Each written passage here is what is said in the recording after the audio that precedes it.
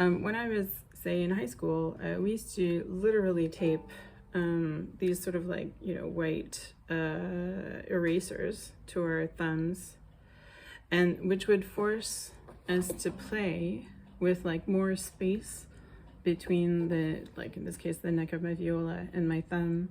And it's like that would move the tension and the stress around a bit. So it's like it would make us more aware of that specific finger and like how it moves and at what moment it'll tense up. So yeah, if there's like an object in between my thumb and like the rest of my viola, that'll make me notice it.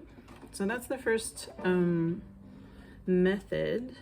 I would suggest you do this only for a very short time. Don't start, practicing. Don't do your entire practice run with like, I don't know, a hacky sack taped to your hand, which totally, by the way, totally do that, right? Use a hacky sack, tape it to your hand, but do it for like 3 minutes maybe.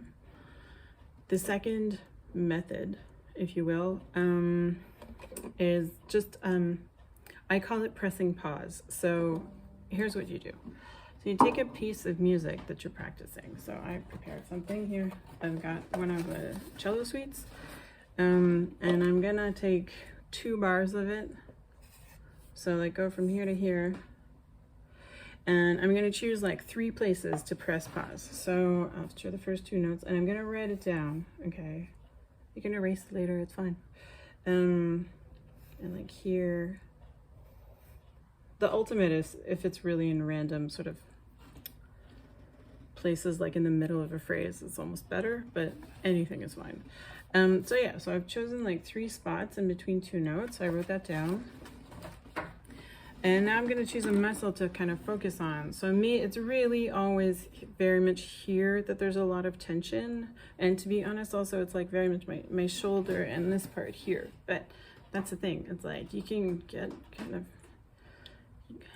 it's not a good idea to try to do everything at once when you're practicing. So you really want to focus pick one, So here, I'm choosing this muscle here, like with my thumb. And now what I'm gonna do is I'm gonna practice those 2 bars of music very slowly. This is no time to use a metronome, super slowly.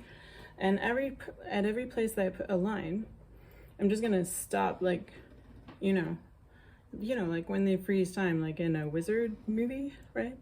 And while I'm on pause, I'm gonna like very conspicuously trying to, with my mind, relax that muscle. Personally, I visualize like a knot that's coming undone and just kind of imagine that it's happening here. Okay, so pressing pause, and I'm kind of like resettling my thumb, and continue. And pressing pause, and continue. And one last time, pressing pause, relaxing my thumb, and continue.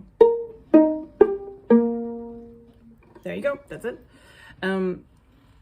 You can spend, I would say, like a solid 2 to 3 minutes practicing this. Don't get excited with it and practice the whole rest of your piece like that. Don't do that. Pick 2 bars, set your timer for 2 to 3 minutes, and then don't think about it again until tomorrow. And this is a very worthwhile method to do, but like, yeah, for like little chunks of time, but over and over, over like a month, right? And ideally what's going to happen is that at some point you're going to notice, even while you're playing, when attention begins. You're not going to notice when, you're not going to teach yourself to undo attention. It's more like you're going to teach yourself to like, or teach your body to signal to you when there's attention beginning. That's what we're aiming for, okay? And which brings me to my commentary / advice. So I've got 3 bits of commentary / advice. The first one is, I've already said, use a timer.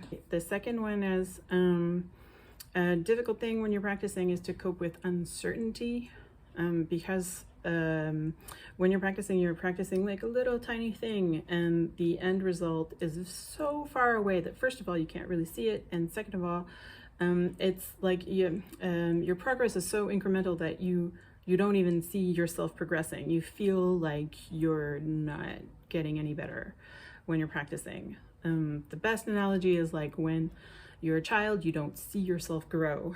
You know, other people will tell you you've grown, and you might look at old photos and realize you've grown, but you don't see it. So that's what it feels like to practice, and learning to cope with that is going to be very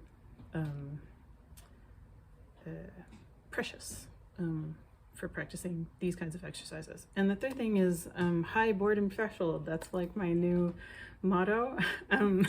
So do anything and everything to basically do the equivalent of, like, you know, all of the advice you've ever heard for, like, you know, ADD kids to cope with, like, you know, sitting for an hour in class and paying attention quietly. Like all of the advice that falls under that category, yeah, go for it. Like be shameless. That's the third bit of advice. So just to recap, so we have 2 exercises that we can do, and I also added 3 bits of advice. The first thing, yes, use objects. The second thing, do an exercise that I call press pause. So the steps are to choose 2 bars of music, choose some spots in the music to press pause, and then choose a muscle to focus on relaxing, and do that for a short time, and then repeat it tomorrow. The advice is use a timer. Okay, the second is find all of the ways you can to cope with uncertainty, and then the third is find all of the ways you can to cope with well, not cope with, but to increase your boredom threshold. And if there's anything I can do to further clarify, or any other advice I can offer, please don't hesitate to ask. I feel like I'm forgetting something, but then I always feel like that, so. All right, I hope that's useful. Tell me how it went.